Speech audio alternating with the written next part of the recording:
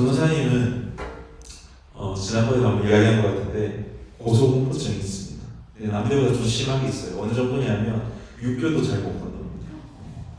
그래서 육교가 있으면 아무리 멀어도 돌아서 횡단보도로 건너가는 사람입니다. 그래서 옆에 사람들한테 많이 해를 끼치죠. 특별히 바닥이 쇠로 돼 있는데 이런 거 있잖아요. 이렇게 밟았는데 칭 울리는 데는 한 발짝도 내딛지 못합니다. 근데 지난 월요일에 저는 쉬다가 친구를 잠깐 만났는데 그러다 어쩌다가 이 친구랑 어딜 가게 되냐면 스포츠 몬스터라는 데를 가게 됐어요. 본 사람 있습니까? 없어요?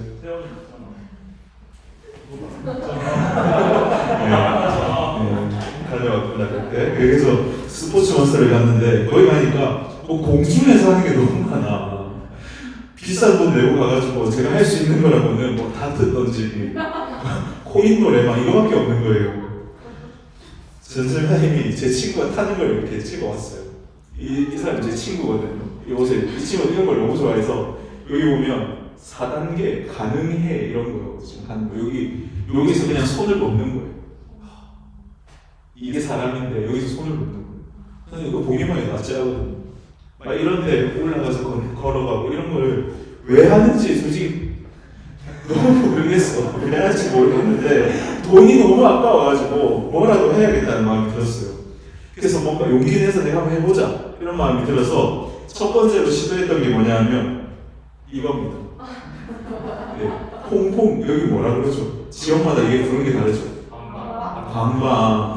우리 동네 퐁퐁이라 그러고요. 퐁퐁을 요새 탔는데 이건 사실 포은 사진이라서 제가 아닙니다. 근데 여기 밑에 보이십니까? 네. 여기 그물 위를 딱 올라가려고 보는데 밑에가 뚫려 있는 겁니다. 그래서 선생님 어떻게 했겠어요? 실패했습니다. 그래서 여기 위에까지 갔다가 다시 돌아왔습니다. 너무 지금 자괴감이 드는데 이런 이야기를 해야 되나? 그래서 두 번째로 이제 시도한 게 뭐냐면 요겁니다. 미끄럼틀. 이 정도 시도하냐 이런 표정을 쳐다보고 있는데 저한테 엄청난 용기를 낸 겁니다. 이거 지금 엄청 높은 거예요. 그래서 이거를 딱 올라가서 이제 타려고 딱 하는데 너무 무서운 거예요. 선생님 이걸 성공했을까요? 못했을까요? 결과를 보여드리겠습니다. 이렇게 꼭 안고 있어. 넣지 않았습니다. 이걸 타고 나서 너무 무서워가지고 아무 말도 못하고 이렇게 아무 표정 없이 이렇게 바로 침대에서 일어나는 이게 저의 모습입니다. 근데 이걸 정말 무섭게 탔는데 한 가지 든 생각이 뭐냐면 생각보다 재밌다는 겁니다. 이게 다산하고 쭉 내려오는데 생각보다 재밌네 라는 생각이 드는 거예요. 되게 무서워서 이런 거를 못했을 때는 경험할 수 없었던 짜릿함을 느끼게 되었습니다. 도저히 아무도 이해할 수 없는 표정으로처럼 미끄럼틀 타고 무슨 짜릿함을 느꼈냐고 그래서 짜릿함을 느꼈어요. 우리 신앙생활 역시 마찬가지인 것 같습니다. 성경의 많은 이야기들은 표면적으로 보면은 우리에게 뭔가 이런 류의 용기를 요구하는 것처럼 보입니다. 그래서 그 용기를 내는 것을 우리는 믿음이라고 말할 때가 참 많은 것 같습니다. 오늘 우리가 읽었던 이 말씀은 출애굽한 이스라엘 백성들이 가나안으로 들어가기 바로 직전의 일을 묘사하고 있습니다. 1절에 보면 여호수아가 아침에 일찍 일어납니다. 약속의 날이 밝은 겁니다. 새로운 역사를 눈앞에 두고 아마 잠을 잘 수가 없었을 겁니다. 성경이 히브리 문자로 기록되어 있는데 히브리 말로 아침이라는 단어는 보케르라고 합니다. 보케르라고 하는데 이 보케르의 말이 1차적인 뜻이 뭐냐 하면 어둠을 찢다라는 뜻이 있다고 담임 목사님이 1월 1일 설교 중에 말씀하셨습니다. 저도 그렇게 알았습니다. 그래서 어둠을 찢는 의미가 있습니다. 그렇게 일어난 여호수아와 이스라엘 백성들이 시딤이라는 곳을 떠나서 요단이라는 곳에 이릅니다. 시딤이라는 곳이 어떤 곳이냐면 이스라엘 역사 속에서 되게 아픈 역사가 있는 곳입니다. 가나안을 코앞에 둔 상황에서 이스라엘 백성들이 이 시딤에서 이방 여자들과 음란한 행동을 펼칩니다. 그 이방 여자들이 믿던 바알이라는 우상을 당연히 섬기게 되겠죠. 그래서 하나님이 그곳에 전염병이 돌게 하셔서 무려 24,000명이 죽게 됩니다. 그래서 이들에게는 그 시딤이라는 곳이 있고 싶은 장소, 떠나고 싶은 장소였을 것입니다. 그래서 이 시딤이라는 이름의 뜻이 뭐냐면 아카시아 나무라는 뜻인데, 더 나아가면 짝대기라는 뜻이 있어요. 그러니까 짝대기 몽둥이라는 뜻이에요. 자신들의 잘못으로 인해서 하나님한테 몽둥이 맞은 것, 이곳이 바로 이들에게 시딤이라는 거예요. 그렇게 불순종의 아픔이 있는 장소에서 이제 그들이 어둠을 찢고 새로운 것이 일어날 것만 같은 기대를 품고 이 아픔의 땅 시딤을 떠나게 됩니다. 그리고 어디로 가게 되죠? 요단강에 가게 됩니다. 이 재밌는 게 요단이라는 말의 뜻이 또 뭐냐면 내려놓다 이런 뜻입니다. 그러니까 우리 오늘 말씀 1절을 봐도 그들이 그 가나안 앞에서 그들이 지었던 무거운 짐들, 그리고 지금까지 지어왔던 죄악들, 그리고 400년 넘게 노예로 살아왔던 험한 세월들과 아픈 추억들이 이제는 떠나버리고 모든 것을 버리고 새 출발을 할 수 있는 그곳이 바로 요단을 말하는 것 같습니다. 이제 요단과 가나안 사이에 있는 요단강만 건너면 그들이 그토록 원했던 가나안에 들어갈 수 있는 상황입니다. 근데 그렇게 요단을 도착하고 나서 그들은 건너가지 않고 거기서 진을 칩니다. 여러분 생각해 보십시오. 시딤에서 요단까지 거리가 어느 정도 되냐면 한 16km 정도 됩니다. 16km 정도 움직였던 이 이스라엘 사람들은 성경에 보면 성인 남자 60만 명이니까 최소 200만 명은 되었을 거예요. 그러니까 그 200만 명이 질서정연하게 16km를 걷는다는 게 쉬운 일이었을까 생각해보면 결코 쉽지 않았다는 거예요. 그 속에서는 몸이 약한 사람도 있었을 거고 어린아이도 있었을 거고 장애인도 있었을 거예요. 어쨌든 그렇게 부지런히 요단까지 가놓고는 거기 다시 멈춰서 뭘 합니까? 진을 친다는 거예요. 그리고 2절에 보면 사흘 뒤에, 그러니까 최소 3일을 그곳에서 머무르게 된다는 거예요.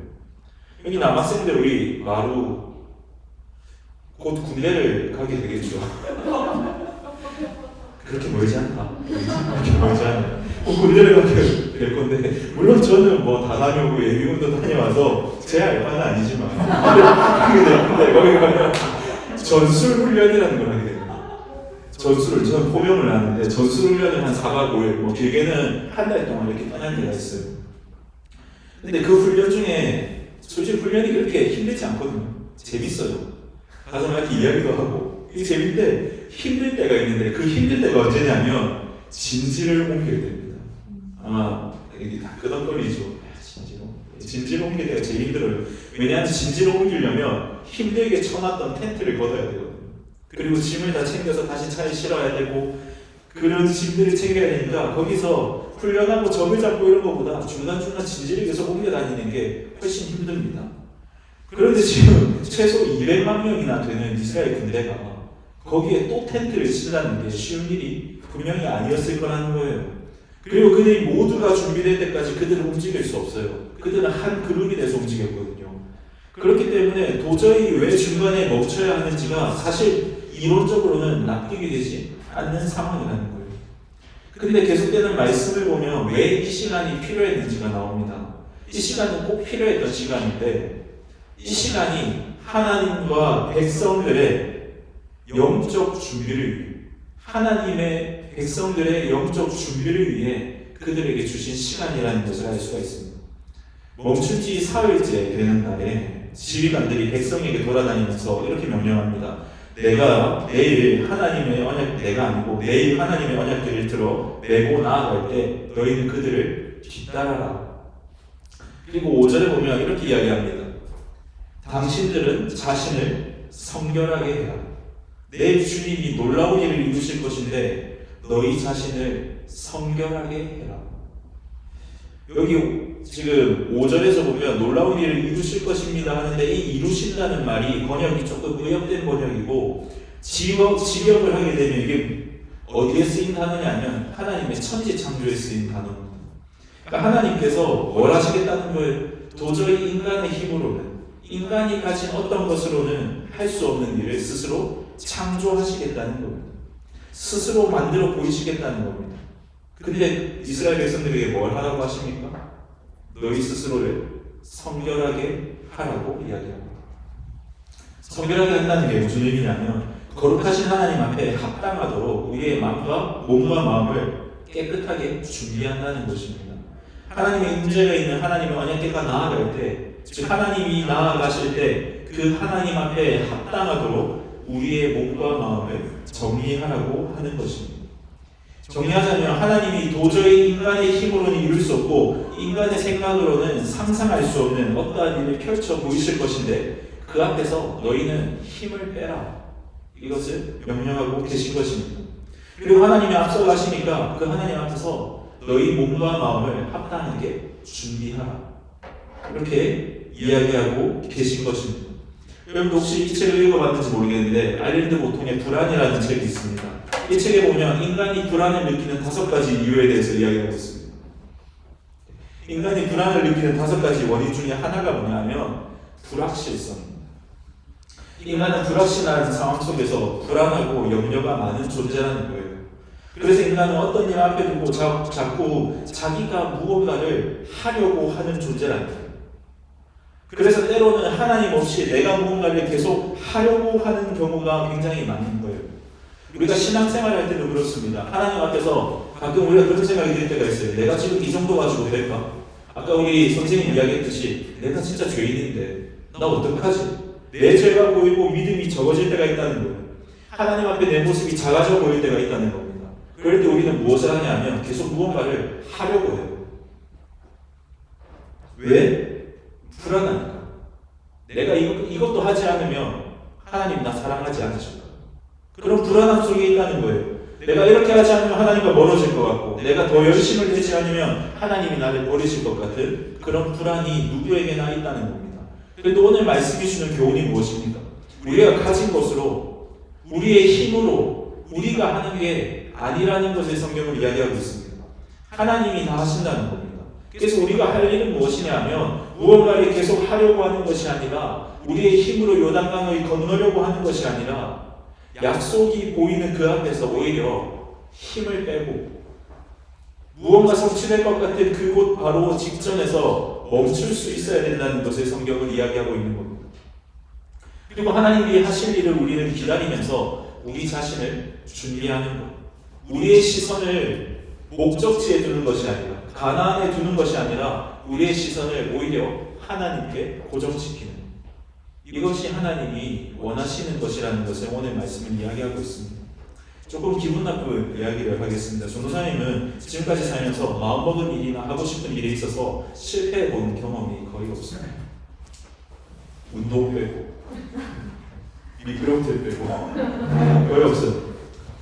가려고 대학에도 넉넉히 들어가고 남들이 정말 힘들어하는 박사 졸업도 그렇게 어렵지 않겠습니다. 솔직히 수학과에서는 이제 논문 한 편 쓰는 게 좀 어려워서 보통 한 편을 쓰면은 주저자로 쓰면 졸업을 할 수 있어요. 그래서 전도사님은 주저자로 4편을 쓰고 졸업을 했어요. 그리고 졸업 논문도 남들은 막 졸업하기 하루 전날까지 쓰는데 저는 2-3개월 전에 다 마무리해놓고 넉넉하게 졸업을 기다리고 있었습니다. 그러다가 하나님이 저의 모든 것을 내려놓게 하신 일이 있었어요. 그리고 나서 전도사님이 하나님의 은혜를 받고 이제 하나님 너무 사랑하니까 하나님 일을 하고 싶어서 신학대학원에 들어갔습니다. 근데 신학대학원에 들어가니까 웬걸 저희 반 친구들이 너무 훌륭한 겁니다. 다들 사역도 너무 잘하고 아는 것도 많고 절반 이상이 ENFP거든요. 제가 제일 못하는 걸 너무나 잘하는 거죠. 그리고 아이디어들도 너무 많습니다. 뭐 레크레이션 하면 빵빵 터지고 너무 웃긴 거죠. 저도 레크레이션 물론 잘하지만 너무 막 그런 거예요. 그런 속에서 제가 나는 왜 이렇게 못하지? 난 아는 것도 없어. 혼자 쭈구리가 된 겁니다. 나 이렇게 해가지고 어떻게 하나님의 일을 하지? 그래서 그걸 채우기 위해서 남들보다 공부를 더 열심히 했어요. 나는 하나님에 대한 지식이 남들보다 부족하니까 나는 공부를 열심히 해야 돼. 그래서 공부를 굉장히 열심히 했습니다. 그리고 새벽마다 그리고 밤에 산에 올라가서 기도를 했습니다. 하나님, 나 어떡합니까? 하나님 사랑해서 여기 왔는데 하나님 일하고 싶어서 여기 왔는데 내가 가진 것으로는 도저히 하나님께 뭔가 드릴 수 있는 게 아무것도 없습니다. 하나님 일을 하도록 뭔가를 주십시오. 그렇게 꽤 오랜 시간 기도를 했습니다. 그렇게 기도를 하던 중에 새벽 기도 때 하나님 저한테 어떤 마음을 주셨냐면 이런 마음을 주셨어요. 네가 가진 것을 가지고 하는 게 아니라 내가 하는 거다 라는 마음을 주셨습니다. 그러니까 내 부족함을 채우려고 이것저것 무언가를 하고 있던 저에게 불안함을 채우기 위해서 공부로 때로는 그 기도를 뭔가 도구 삼아 그런 것들을 채우고 있던 저에게 하나님은 네가 지금까지 한 것, 네가 가진 것이 나를 섬기는 도구가 될 수 없다는 것을 이야기하셨어요. 그리고 하나님이 저를 통해서 직접 하시니까 나는 그냥 하나님 하실 일을 지켜보라. 그것이 하나님 저에게 주신 위로였습니다. 그래서 지금도 전도사님은 이렇게 원고를 써서 설교를 하고 있지만, 물론 이 원고 없이는 설교하기가 힘들지만 이 글이 여러분들을 바꿀 것이라 생각하지 않습니다. 하나님의 놀라우신 말씀의 권위가 여러분을 바꿀 것이라고 인정합니다. 우리는 지금 수련회를 앞두고 있습니다. 선생님 계속 기도를 하고 또 우리 지난 금요일날 답사를 다녀왔어요.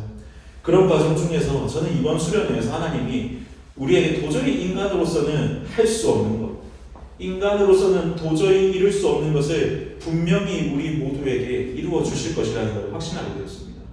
이게 눈으로 보이든 보이지 않든 하나님은 분명히 우리에게 우리가 이룰 수 없는 일을 행하실 겁니다. 이번 수련회를 통해서 우리가 하나님을 향한 시선이 회복되고 우리의 굽어있던 인격이 변화되는 놀라운 일들이 일어나기를 소망합니다. 근데 한편으로는 전도사님이 수련회를 준비하는 입장에서 계속 불안한 마음이 드는 것도 사실이었어요. 어떤 프로그램을 해야 이 아이들이 마음을 열까? 물론 내가 레크레이션 잘하긴 하지만 어떤 프로그램하고 어떤 게임을 해야 이 아이들이 마음을 열까? 어떤 수련회를 디자인해야 우리 친구들이 하나님을 더 깊이 만날까? 친구들에게 이것을 계속 연락을 하면서도 이 친구 수련회 안 가면 어쩌지? 마음을 바꾸지 않으면 어쩌지? 그런 불안함이 계속 들었습니다. 근데 오늘 말씀을 뭐라고 합니까? 멈추고 너를 돌아보라. 오늘로써 우리 수련회가 19일 남았습니다. 벌써 되게 예쁘죠. 네.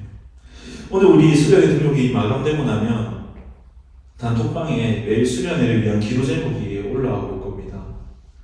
우리가 이 수련회 기도 제목을 가지고 기도하면서 오히려 힘을 빼는 시간이 되었으면 좋겠습니다. 내가 할 수 있는 모든 것을 내려두고 앞서가시는 하나님을 기대하고 그 하나님이 창조하실 일을 기대하는 마음으로 우리 자신을 채웠으면 좋겠습니다. 그저 하나님이 하실 일에 나를 맡긴다는 마음으로, 그 주님을 잘 따르고 싶다는 마음으로, 하나님 만나고 싶다는 그 마음 하나로 우리가 하나님께 나아갔으면 좋겠습니다. 그래서 우리 그런 마음을 가지고 수련회를 위해 기도했으면 좋겠습니다. 알겠죠? 예, 그렇게 했으면 좋겠습니다. 우리 계속해서 말씀을 보겠습니다. 어쨌든 그들이 이제 멈춰있던 이스라엘 백성들이 드디어 요단강을 건너게 됩니다. 3절 말씀에 보면 이들이 요단강을 건널 때 하나님의 임재가 있는 언약궤가 이스라엘 진 앞서서 갑니다. 근데 그 뒤로 2000보의 거리를 둡니다. 2000보라 하면 그들이 짐을 들고 물건을 들고 한 보를 생각해보면 한 보 정도가 이 정도 된다 생각하면 한 40에서 50cm 정도 될 거예요. 그죠? 40에서 50cm니까 2000보라고 하면 한 800m에서 1km 정도를 언약궤에서부터 떨어져서 가게 됩니다. 그리고 8절에 보면 이 언약궤를 맨 제사장들은 요단강에 들어가서 서 있으라고 명령하십니다. 그리고 13절에 보면 제사장의 발바닥이 요단강 물에 닿았을 때 요단강이 뚝이 생길 거다, 이렇게 이야기를 합니다. 그리고 실제로 그 일이 벌어집니다. 15, 16절에 보면 제사장들의 발이 요단 물가에 닿았을 때 물이 내려오던 그 물줄기가 완전히 끊기게 되고 그 물이 한쪽에 벽으로 쌓이게 되는 것입니다. 그래서 이스라엘 백성들은 17절에 보면 마른 땅을 밟고 요단 맞은편에 있는 여리고로 건너가게 됩니다. 그리고 모든 이스라엘 백성들이 건너갈 때까지 언약궤는 요단 한가운데에 서 있습니다. 선생님, 이 말씀을 읽으면서 성경에서 굳이 왜 2000보라는 말에 굳이 썼을까? 숫자에 예민한 저로서는 고민할 수밖에 없었습니다. 성경은 저는 그렇게 믿습니다. 성경은 굳이 필요하지 않은 정보는 결코 기록하지 않는다고 믿거든요. 그래서 왜 2000보를 썼을까 고민하던 차에 이런저런 책을 찾아보다가 전도사님 이거에 대한 답을 얻었습니다. 여기 지도를 한번 보시겠습니까? 여기 보시면 요단강의 폭이 비가 오지 않을 때는 30m 정도 되는데 요 요단강이 이렇게 있을 때 여기 위에 보면 헐몬산이 있습니다. 거기 산에는 만년설이 쌓여있어요. 근데 이제 날씨가 따뜻해지고 비가 오면은 거기서 눈이 녹아내리고 비가 많이 와가지고 이 폭이 1.6km 정도까지 넓어지는 거죠. 근데 지금 이 성경에 보면 이 계절이 언제냐면 추수할 때, 즉 우기입니다. 그러니까 한 1.6km 정도 이렇게 벌어져 있는 거죠. 그럼 잘 생각해 보십시오. 아까 언약궤와 이 백성들 사이에는 한 800에서 1km 정도의 거리가 있다고 했죠. 그죠? 그래서 전체님 계산을 해봤습니다. 자, 보십시오. 네, 계산을 해봤습니다. 자, 보세요. 놀라운 사실이 여기서 있습니다. 자, 아까 요단강 폭이 1.6km라 했죠. 근데 자 보세요. 법궤가 요단강 한 가운데 들어가 있다 했잖아요. 그럼 1.6의 절반이니까 800m쯤 되겠죠. 그러면 언약궤는 지금 여기 800m쯤에 있는 거예요. 근데 그 뒤로 이게 얼마예요? 한 800에서 1km죠. 그럼 여기에 서 있는데 백성들은 어디에 있다? 강 위에 있는 게 아니라 강 밖에 있는데 여기가 가장 잘 보이는 최적의 장소에 서 있다는 거죠. 소름 돋지 않습니까? 저만 소름 돋습니다. 저는 이걸 딱 보자마자 소름이 확 끼쳤어요.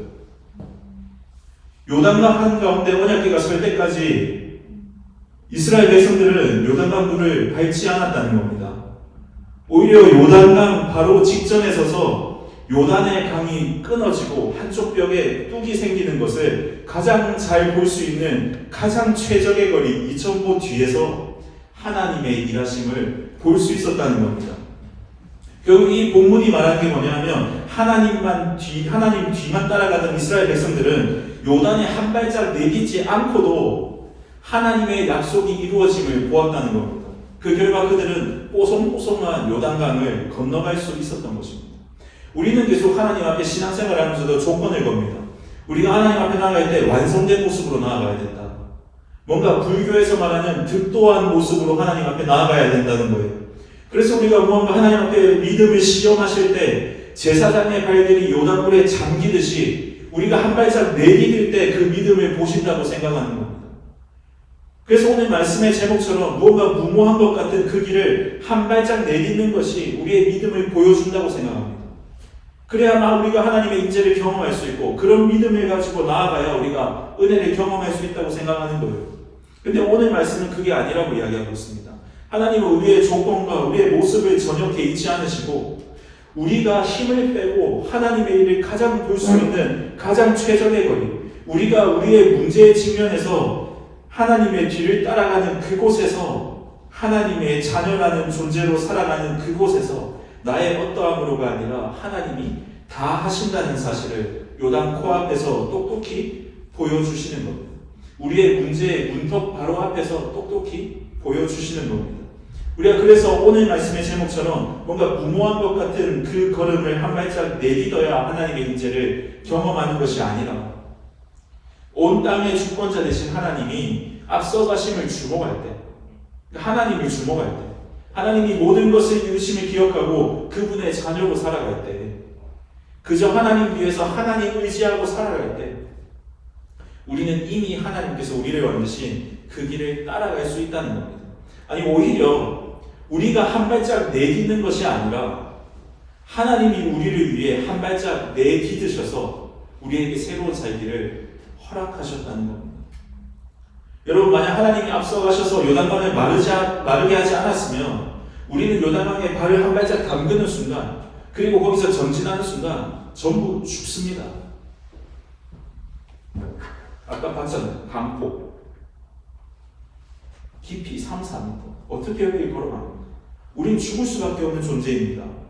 물살에 휩쓸려서 40년의 광야 생활이 무색하게 약속의 땅 바로 코앞에서 죽을 수밖에 없는 인생이라는 겁니다. 우리는 하나님 없으면 죽어 마땅한 존재입니다. 우리는 하나님이 앞서가시지 않으면 하나님 뒤에서 따라가지 않으면 단 한 발도 내딛으면 안 되는 내딛을 수 없는 존재들이라는 거예요. 그런데 하나님이 먼저 요단강에 잠기셔서 하나님이 먼저 그 길을 내시고 물을 마르게 하셔서 우리는 요단을 건너갈 수 있게 된 것입니다. 신약 성경에 보면 이 요단이 다시 등장합니다. 예수님이 요단강에서 세례를 받으셨어요. 마찬가지로 요단강에서 세례를 받으신 예수 그리스도, 그분이 물속에 잠기셔서, 그분이 우리를 위해서 죽으셔서, 그리고 그분이 물속에서 다시 일어나셔서 그분이 부활하심으로 말미암아 우리는 영원한 죽음을 경험하지 않고 그분을 바라봄으로 피할 수 있게 된 겁니다. 그리고 우리는 그분을 믿음으로 영생을 얻게 되었습니다. 우리 이번 수련의 주제 말씀이 요한복음 3장 16절 17절입니다. 하나님이 세상을 사랑하셔서 외아들을 주셨답니다. 그리고 그를 믿는 자들마다 영생을 얻게 하셨답니다. 그런데 그 아들을 보내신 것이 결코 우리를 심판하려고 하신 게 아니라 구원을 받게 하려 하십니다. 이렇게 이야기합니다. 그러니까 우리의 구원은 우리의 어떠함으로 이루어지는 것이 아니라 먼저 우리를 찾아오신 아들 예수 그리스도로 말미암아 이루어졌다는 것입니다. 결론적으로 우리가 내딛어야 하는 한 발짝은 뭐냐 하면, 하나님이 내주신 그 길 앞에서 어떤 대단한 믿음을 가지고 요단강물에 발을 담그는 것이 아니라 마치 이스라엘 백성들이 요단강 앞에서 며칠을 머물며 스스로를 성결하게 했듯이 오직 하나님을 바라는 것, 하나님을 믿는 것, 그분을 주목하고 오직 우리를 구원하신 믿음의 주요 온전케 하시는 예수 그리스도를 바라면서 우리가 그분의 자녀로 사는 것, 그게 다라는 것입니다. 저는 아까도 얘기했지만 이번 수련회가 우리가 요단강 바로 앞에서 하나님의 일을 볼 수 있는 기회가 될 것으로 확신합니다. 그리고 그렇게 기도해요. 우리 수련을 통해서 하나님이 참 살아계신 분이고 그분을 따르는 것이 얼마나 합당한 일인지를 깨닫게 해달라고 기도합니다. 물론 여러분들에게 2박 3일은 정말 큰 기간입니다. 특별히 우리 고3들은 3월 들어가자마자 3월 모의고사에 치게 됩니다. 많은 선생님들이 아마 이렇게 뻥을 쳤을 건데, 너희 3월 모의고사 점수가 수능까지 간다 이러면서 겁을 줬을 겁니다. 개뻥입니다. 절대 믿지 마세요. 그런 현실 앞에서 2박 3일을 빼는 게 결코 쉽지 않습니다. 그런데 오늘 이스라엘 백성들이 요단 앞에서 우리가 할 수 있는 무언 자신감과 힘을 빼고 자신을 성결하게 했듯이 우리도 그런 시간을 한번 가졌으면 좋겠습니다. 왜냐하면 이어지는 4장에 보면 40년 만에 결국 가나안에 입성합니다. 요단을 건너 입성하는데 그 백성들이 거기서 12개의 돌을 가져와서 길갈이라는 곳에 기념비를 세우게 됩니다. 그리고 그 기념비를 세운 이유에 대해서 여호수아 4장 22절에서 24절은 이렇게 말합니다. 우리 같이 한번 읽어볼까요? 시작. 당신들은 자손에게 이렇게 알려주십시오. 이스라엘 백성이 이 요단강을 마른 땅으로 건넜다. 우리가 홍해를 다 건널 때까지 주 우리의 하나님이 우리 앞에서 그것을 마르게 하신 것과 같이 우리가 요단강을 다 건널 때까지 주 우리의 하나님이 요단강물을 마르게 하셨다. 그렇게 하신 것은 땅의 모든 백성이 주님의 능력이 얼마나 강하신가를 알도록 하고 우리가 영원토록 주 우리의 하나님을 경외하도록 하려는 것이다. 아멘. 이스라엘 백성이 40년간 광야에 살면서 처음 이집트를 빠져나갔을 때 그 사람들은 모두 죽고 없습니다. 그래서 지금 요단강을 건넌 이 사람들은 홍해를 건넌다는 이야기를 그저 전설로만 들은 겁니다. 그런데 지금 뭐라고 하십니까? 홍해를 건널 때까지 그것을 마르게 하신 하나님이 우리가 요단을 건널 때 마르게 하신 하나님이다. 그것을 기념하는 것입니다. 모세와 함께 하셨던 그 전설 속의 인물과 같은 하나님이 사실 우리와도 함께하고 계신다는 것을 기념하는 겁니다. 그런 경험을 통해서 24절에 보면 하나님의 능력을 경험하고 영원토록 주님을 경외할 이유를 찾게 된다는 것입니다. 우리 친구들 중에서도 그런 친구들이 있을 겁니다. 성경의 이야기가 너무나 막막하고 막연하고 믿어지지 않는 친구들이 있을 겁니다. 성경 속의 하나님은 내가 경험한 하나님과 너무나 다르고 내 삶에는 마치 홍해가 갈라지는 것과 같은 기적이 전혀 나타나지 않는 현실 속에서 성경의 이야기가 성경이 말하는 하나님이 믿어지지 않을 수도 있습니다. 전사님은 여러분들이 성경 속의 하나님이 진짜 나의 하나님 되심을 깨닫는 은혜가 있기를 소망합니다. 계속해서 저희도 수련 이야기를 할 수밖에 없는데 특별히 이번 수련회에서 내가 아무리 발버둥쳐도 믿어지지 않던 그 하나님의 사랑이 알고 보니 이미 그분이 나에게 손을 내밀고 계시고 이미 나를 사랑하고 계신다는 사실을 깨닫게 되기 소망합니다. 그래서 모세의 하나님, 아브라함의 하나님, 야곱의 하나님, 또 바울의 하나님, 사실은 그분이 나의 하나님 되심을 깨닫고 그 하나님 만났다는 기념비를 길갈에 세운 이스라엘 백성들처럼 세상 사람들 앞에서 그리고 나 자신에게 그런 기념비를 세우는 그런 수련회가 됐으면 좋겠습니다. 그리고 그렇게 경험한 하나님이 영원토록 우리가 찬양해야 하고 노래해야 할 하나님이심을 경험하는 수련회가 되었으면 좋겠습니다. 말씀 마치겠습니다.